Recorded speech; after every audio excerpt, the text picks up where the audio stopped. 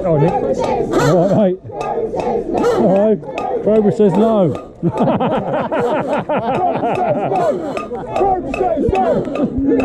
Did you walk up? No, we come up in the car. Oh, did you? Because we came past yours and your cars were there, and Ned says she'll be quite disappointed if you answer. Oh, right, yeah. Yeah, Crowborough says no. Where's Pauline? She's got the back of the queue. Oh, is she?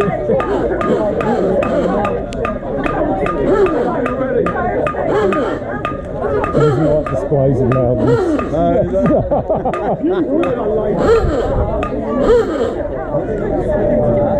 Protect our children! Protect our children!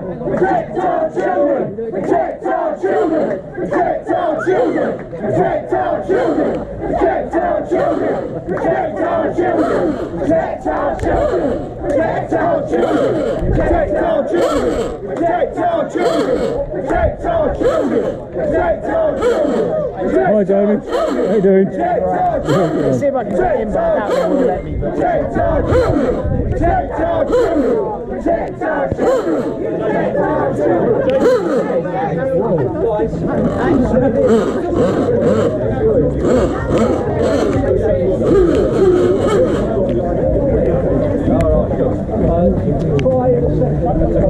That was a bad idea of me, wasn't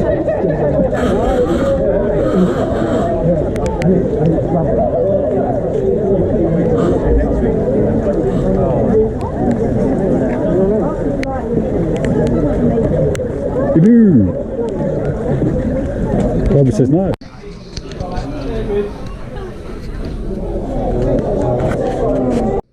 And thank you to those who have joined us online as well, because we are being streamed live. My name is John Briggs. I am your moderator for our discussion this evening on the use of Crowborough's army camp being used for asylum accommodation. A couple of housekeeping items to begin with, if you'd be so kind. Should we be interrupted by a fire alarm at any point, please take your nearest fire exit through the doors to your left. You can see the green signs. Make your way to the far side of the car park. Staff will also be on hand to assist and direct. Alternatively, should there be a lockdown, please remain in your seats and await further instructions. And can I ask that your mobile phones are now turned to silent or indeed off, if you would be so kind. Okay. On to the scene. A reminder that this is an opportunity for voices to be heard.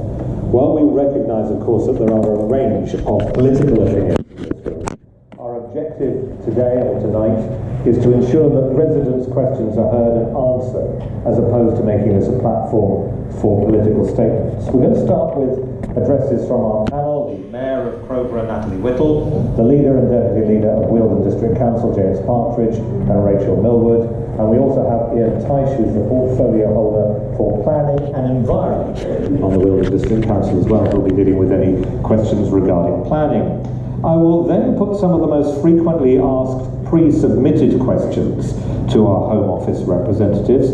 We have Andrew Larter and we have Louisa LaRue, who are joining us remotely. We'll work through as many as we can in the 30 minutes or so before we then open up the questions to the floor, and you'll be able to ask questions directly. When we do that, I shall try my best to get around as many people as possible.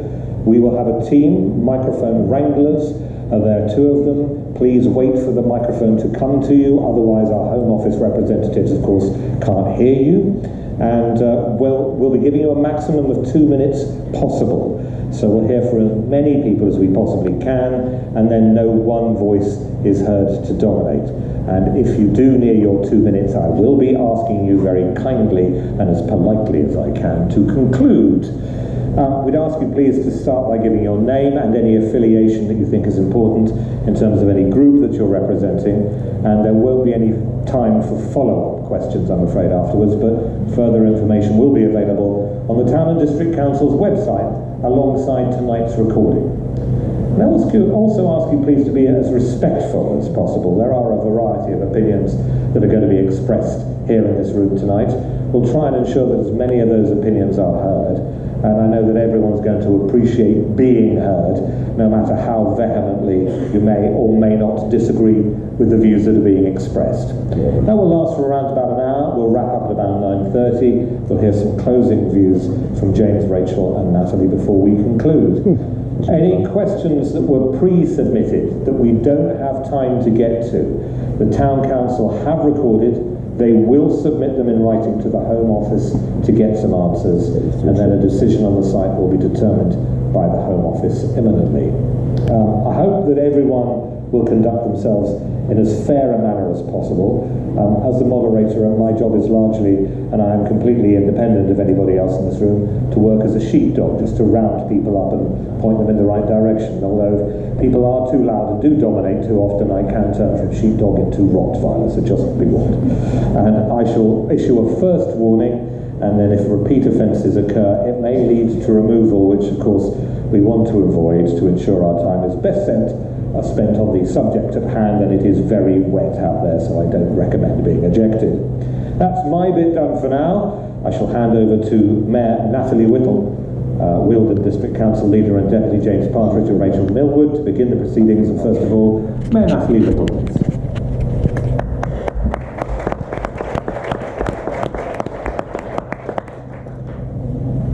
Gosh, thank you everyone. Well, for those that don't know me, my name is Natalie Whittle and I have the honour of being Crowborough's Mayor this year.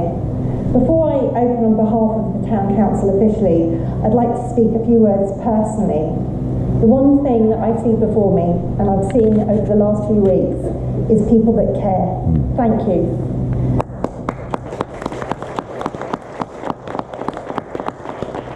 Can I ask, whatever happens over the next few weeks, months or years, please keep that spirit of caring in our community at the forefront of your minds. An amazing example of this that I'd just like to highlight right now is the wonderful turnout that we had at the Remembrance Parade on Sunday. It was wonderful, it made our veterans proud. Thank you. Please care about our wonderful hospital. The Friends of Crowborough Hospital are still fighting cuts to the birthing unit. We're not we know all about that. We've lived and bred here our life. Just chill out, guys. Forget that. Right? We know. We know that bullshit. Get on with it. Can we let the mayor be heard? No, you've got work hearing, mate. Oh, thank you. Thank you. We've all had children there. This is not the point of this meeting. Let us please let her be heard. Thank you. Yeah, let her be heard. It's closed anyhow. It's gone. Thank you. Thank you. Crowborough is a wonderful, kind and loving town. Yes, it is, and it was, and still will be. is. The town that wants to look after their women. Stop calling her, but Hang on, give it we are a not going to get anywhere. We're just No, we're not I gonna get appreciate that this is what we've got. But please let her be heard, otherwise there's no point in your being here. No, there isn't. Indeed. Please let her be heard, and your questions, I promise, will be answered. Thank you. You look shocked, Rachel. On behalf of Crowborough Town Council, I want to thank you for taking the time to attend this meeting. We have organised it so that accurate information from the Home Office, department responsible for the asylum accommodation, can be shared, and so that voices and concerns of our community can be heard clearly and respectfully. As the Mayor, I wanted to organise this meeting so that we, the community of Crowborough, can ask questions about this proposal by the Home Office to use the former army camp as accommodation for asylum seekers. I would like to acknowledge that we've heard across our community that this proposal has caused significant concern. Firstly and foremost, the way the information was released has, unsurprisingly, led to many residents feeling that they have not been engaged or consulted with in advance of the announcement, and that is a legitimate frustration. Many of you will have seen that the officers of the Home Office have already apologised for the poor levels of communication, and it is essential that genuine consultation is at the heart of the process when decisions of this magnitude are being considered, and that has not happened. There are real and pressing concerns about the suitability of the site itself. Questions have already been asked of officials to provide evidence of assessments showing how this site is now considered a viable location for the purpose. We all question the impact that this centre might have on local services, infrastructure and community well-being. These are not abstract questions, they are practical lived realities for those who call Crowborough home. Tonight is an opportunity to hear the facts as the Home Office currently understand them, to seek clarity where it is lacking, and to ensure that your questions are recorded and answered moving forward. We may not leave this meeting with all our answers, but the Crowborough Town Council is committed to ensuring that every concern is heard and taken seriously. Thank you once again for all coming and being here. We have collected the questions from our community that have been emailed in and sent to our officers and sent to individual councillors as well, and those will be put forward this evening. The answers will then be published by Wilton and Crowborough councils as soon as possible. Thank you very much.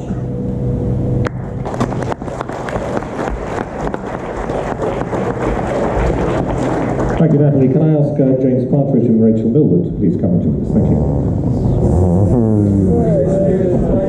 I'm not going to say anything. Good evening, ladies and gentlemen.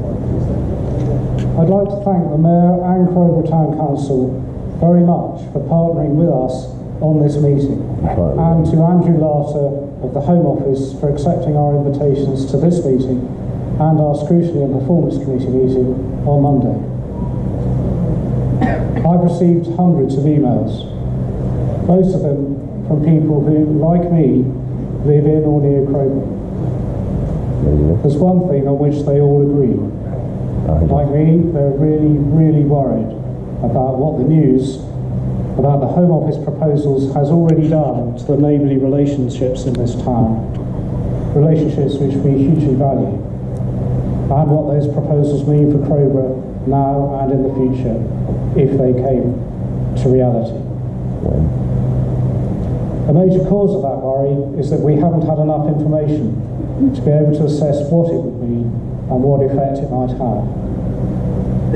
There's a lot of conflicting information circulating, and it can't all be right. That's confusing and worrying in itself. You have to look at facts because they look at you, as somebody once said. I very much hope that this evening will lead to a lot of our questions being answered, so that even if we don't like what we hear, we will have a better idea of where we stand. Evening everybody, my name's Rachel Millwood. I'm the Deputy Leader of Wilton District Council, and I have I'm the lead Cabinet Member for Community, Culture and Communications. There's already been a lot said about how we've had something of a communications vacuum when this news kind of dropped through the leak to the press, and in that vacuum has come a lot of misinformation. So I'm so grateful that we've got this chance tonight, that the Home Office are with us. We had them with us for 2.5 hours on Monday morning at a Scrutiny and Performance Committee at Wilton District Council. They were answering a lot of questions from our councillors concerned for the well-being of our residents, these communities, and also Please let people be heard. We ask for respect. There isn't any at this point, and so you are not helping the contribution. I appreciate your passion, but please let Rachel be heard. I forgot where I got to. I guess part of really central to our strategy as a council is care for community well-being and resilience. And so we're here to sort of listen to our local communities and also think about the well-being of asylum seekers in the situation. Yeah, we are. So I wanted to explain a bit about... There is no point in being insulting either. If you are going to be like that, I will ask you to be removed. Please, just wait. This is an open... Shush, please. This is an open forum for everybody to be heard, not just one voice. And we can't have it if people are going to be insulting. Well, thank you very much indeed for your opinion, but it's not helping. I really wasn't This isn't going to work, madam, if you're going to be like that. There is no contradiction in wanting the best thing. You want to hear or not? There is no contradiction. Do you want to hear the answers or not? There is no contradiction in wanting the best thing for our communities and wanting the safety of all our communities and also upholding the rights and the dignity of asylum seekers. Those things can happen at the same time. So, to explain what the district council is, because there are different authorities. So, in terms of our responsibility here, we'll move on to the Home Office so you can ask them the questions that you want to ask them, because this is their project and I'll deliver it. But I wanted to explain that the County Council covers adult social care, public health, transport. All of these will obviously be services that are impacted by this project should it go ahead. We share with the County Council a community brief, a community leadership brief, which we have that. Our other responsibilities, we have housing as a district council. And yeah, I just wanted to explain that that service doesn't come into effect because there is no expectation that these asylum seekers would enter our housing system. That would happen elsewhere in the country. And in terms of waste, there will be commercial pickup. But the service which a lot of people are talking about and which the district council has, which is relevant here, is planning, which is why we have Councillor Ian Tish here. He is the portfolio holder for planning. There are a lot of requests around that we act on that. So I don't know, do you want to summarise now or do you want to leave it for later in terms of what our position is? I think we should move on to the Home Office. We'll move on to the Home Office. All right, well Ian's here to answer your questions on planning and what our positions are. Thank you. Thank you, Rachel. Okay, it is important. I understand passions are really, really high here, and I get that. But shouting over one another and being insulting isn't going to add to our argument, or indeed allow you to hear the question. People are convicts that can't even invade us. So let's get the questions and the answers from the Home Office. Madam, I will ask those questions that have been pre-submitted, and then you can take some answers. And I'll go out. Don't leave it. entirely your choice. Okay.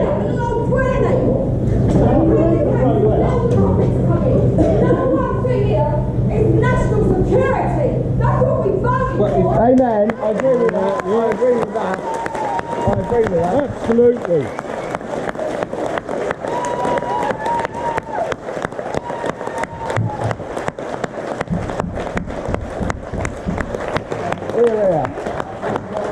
We hear what we have to say, or what the Home Office has to say at this point.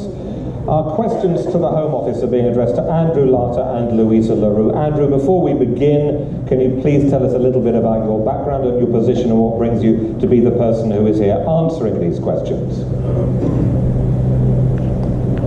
He's on mute.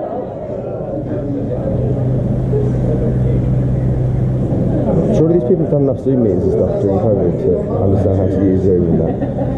Let's just double check that we can actually be heard. And then we have a line that works, because it has been tested and it was working earlier. It's clearly important that he couldn't attend in person. I can hear you, John. Yeah. Oh, he's there. I can hear him now. Andrew, do you want to try again? Andrew, can you hear us? Lou, can you hear me? Yeah, we can hear you now. Can you hear us? The beauty of technology. Well, my finder probably works. Technology, buddy. Actually, no, she couldn't. She doesn't have his phone. You can't organise this. You expect us to believe you can do something about the cat. Here we are.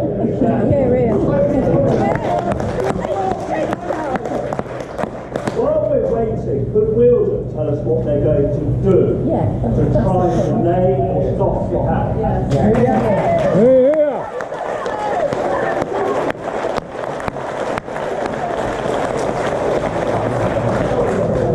Here we go.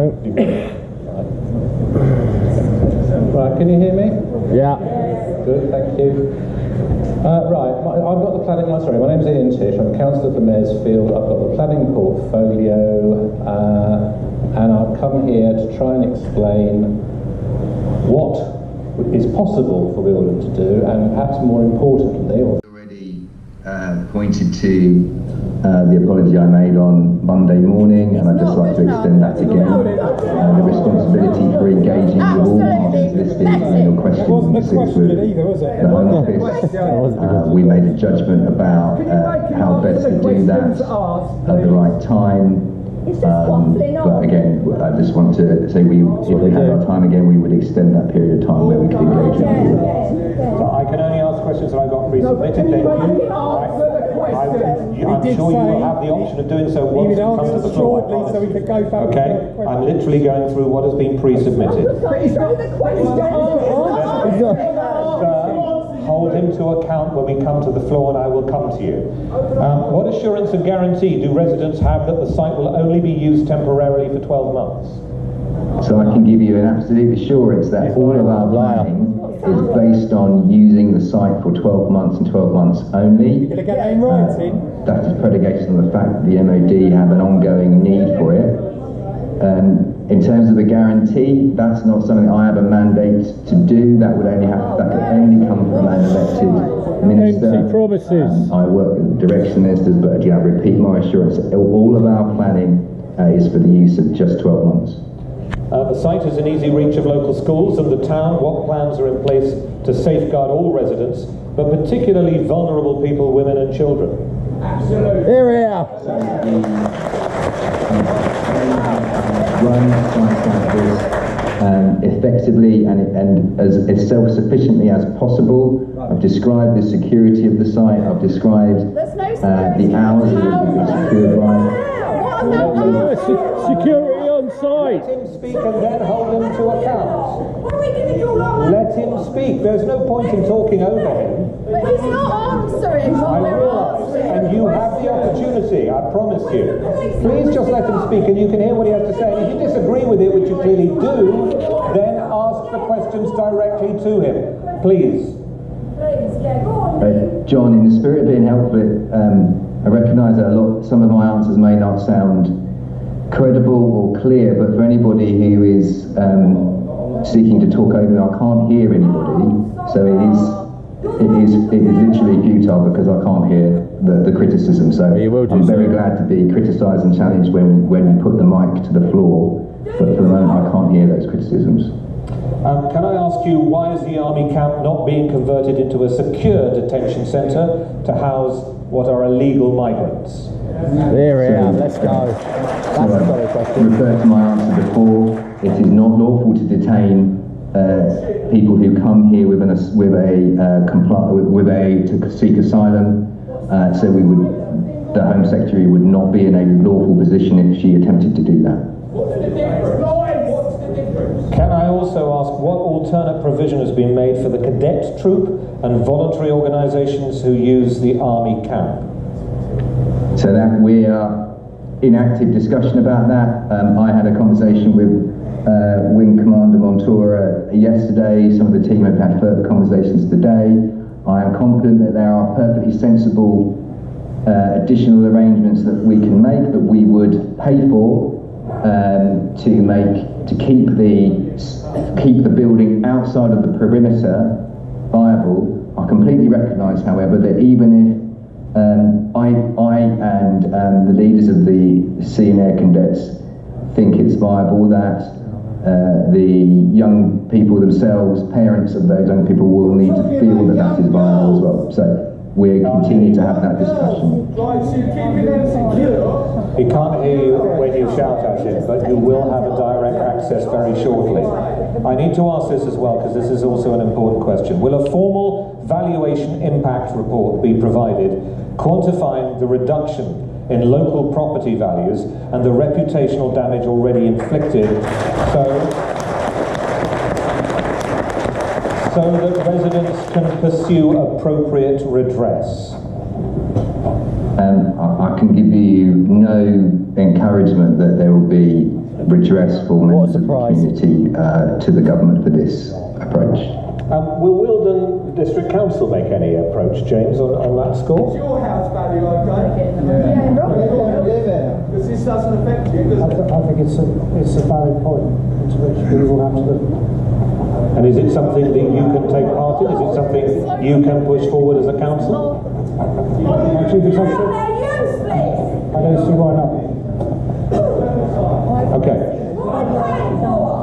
understand that Wealdon District Council will be getting money for each asylum seeker that they accept in Crowborough. Andrew, can you tell us, will this money go to Crowborough as the town that's going to be impacted the most? I'm just going to bring Lou in to give you an update about where we are on that. The funds that we make available will go to the District Council for them to spend as they... needs to go to Crowborough Council. Do you want to add anything on that? Yeah, there is a framework through which the council will report the use of the monies to us, and for evaluation purposes will have to demonstrate that they've fulfilled the eligibility conditions in supporting asylum seekers in their local authority. But just to confirm, this approach is consistent with the process and amounts payable for other forms of asylum accommodation, and there are also funding conversations happening concurrently with health and police as well. Again, so can I ask the Wealdon District Council, Rachel or James, you know, will you ensure that this money is used in Crowborough as this is the most impacted area? Well, if we can, because If we can. What's the point of paying council tax then, mate? I do not understand how this money is dealt. It has been explained That'll be dealt with by you. that it is to pay for the services which the county council is to pay. There is no point in anyone talking over anybody else here, otherwise we cannot be heard. Work for a second, James. James, just wait for a second. I appreciate how high your passions are, but please let him be heard, and then you have the right to reply. It doesn't help to talk over him, please. Okay, so my understanding of this money is that although it will be paid to Wealdon District Council, we will have to reach agreements with the County Council and other agencies which are providing support to the camp, and therefore much of that money will go that way. Now that's my current understanding. Like you, I keep asking the question, and at some point I'm sure we'll get the answer. But there'll be separate funds made available for the upkeep and the care of it. That's got nothing to do with it. But we miss out everything, including the safety of our women and kids. You're a disgrace, James and Rachel. You're an absolute disgrace. Okay. Here.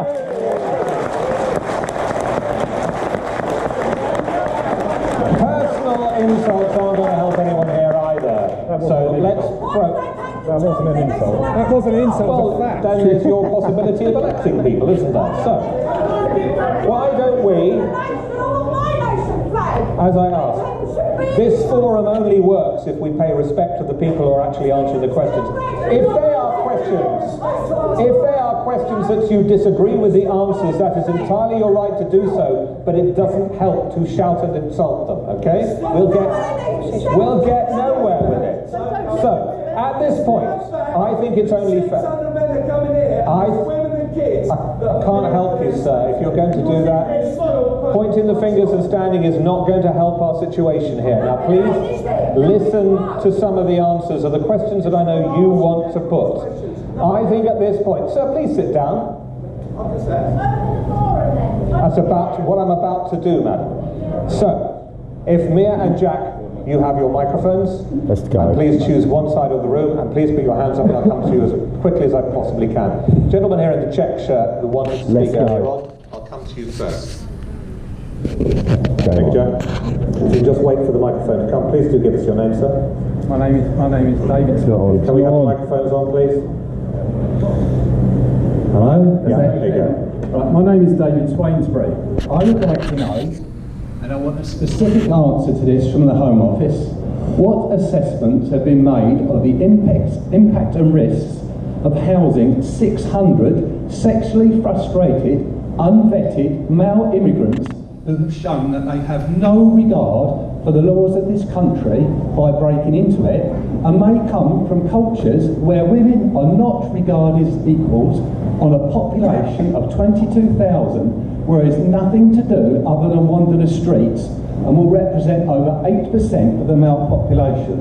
The second part of the question is, where else in the country have over 600 immigrants been housed in one place representing nearly 3% of the population, and what has the impact been on those areas with a high level of immigrants? And the third part, which I'm How is security in around the site going to protect the general population of the town when they are free to come and go as they please? And I would like you to answer those questions specifically, not wander around, okay? So specific answers. Here we are. Let's go. Come on. Andrew, do you want to start with whether this has happened anywhere else and what the repercussions have been? So the camp that you have referred to before in Wethersfield, about 20 minutes outside of Braintree, has been operating with around 800 people, 800 single adult men on site for about 18 months. It's currently, the capacity is higher than that, and we believe with the contributions of local police, council and health services, we run it effectively. Let me try and pick up the other two. I think the first question was about how we're going to run it. I mentioned it's got 24/7 security on site. We will have all of the services that we need to meet the needs of the individuals on site. That includes interactions with them that will pick up any behavioural or issues that may arise, or any cause for concern. That's why it's so crucial that we have not just policing colleagues involved, but local authority colleagues with social care expertise as well. Apologies, the final part of your question was... So if you could just tell me, I'll... Give him back the mic. I was taking the mic away. Why did you take the microphone? Well, we take the microphone away so that we can hear what his answers are, sir. If you could repeat the third. You never heard of a pen? Hello. The problem is, and I think this reflects the views of the whole of this room, he hasn't actually answered one of the questions that I've raised.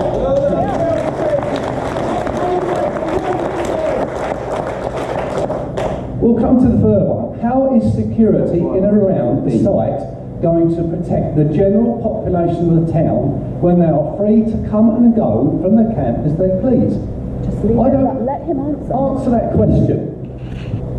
So just as we've done in Wethersfield, as we did with the Bivvy Stockholm, we ensured that we had the ability to transport occupants away from the immediate vicinity, that we had meaningful things for them to do on site, so that they weren't simply tipping into the local neighbourhoods. We've shown that we can do that effectively, and I believe that we can do it effectively here as well. You can't. No, there's absolutely... Again, you haven't answered the question. Andrew, the statement here is that you haven't answered the question. Hang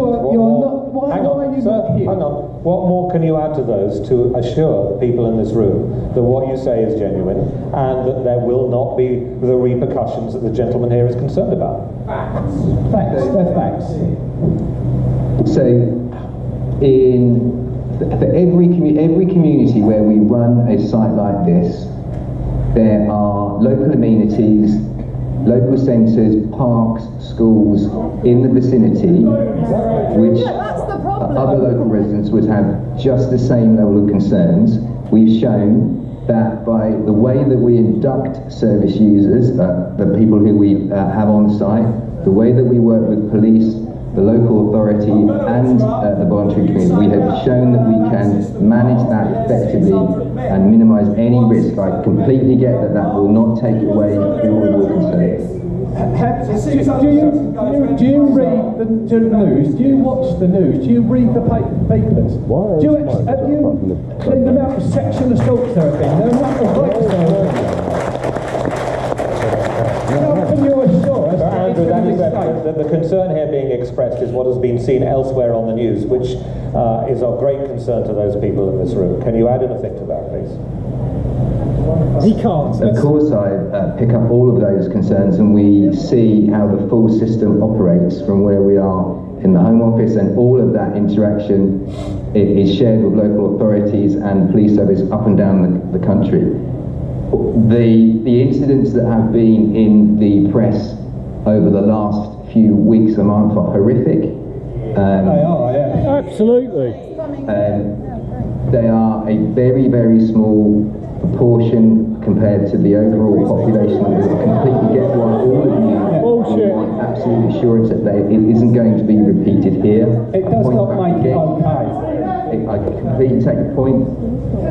The only point I would go back to again is what the reason that the government wants to use more of these sites is that we believe that with the additional security, with the additional on-site services that we can provide, those sorts of horrific instances can be better avoided and picked up. There is no additional security. They can come and go from the site as they please. There is no security for the population of Crowborough. Here!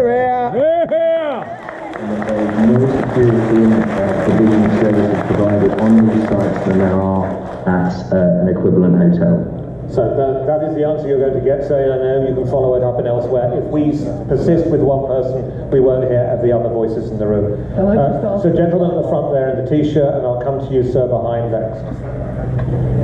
Right, my name's Sean Garner. I'm not, well, yeah, I've got a loud voice because I sing in the All Saints Church Choir, which is not represented in any way here tonight. I want a clear answer from every individual involved here. I'd love to start with Rachel, if that'd be so bold. Yeah. Is the welfare of the people of this country more important or less important than these individuals that have come in here illegally or legally? There's a debate, okay, but because I think it's important we all know, so then going forward we can make our decisions when we vote. In the local elections, which have been deferred because of Nigel, don't know why, he'll win it. And I think it's really clear that we understand who you are, who you represent, so then we can make the informed choices going forward to then make this country better, because it is open borders like this, we'll end up in a minority, and we all know, you look at my wife's half Iranian, I know very well what goes on in countries like that. And it's a concern. And then, not only that, but I'm not saying... Good to see you, mate. And you, mate. Look after yourself. Yeah.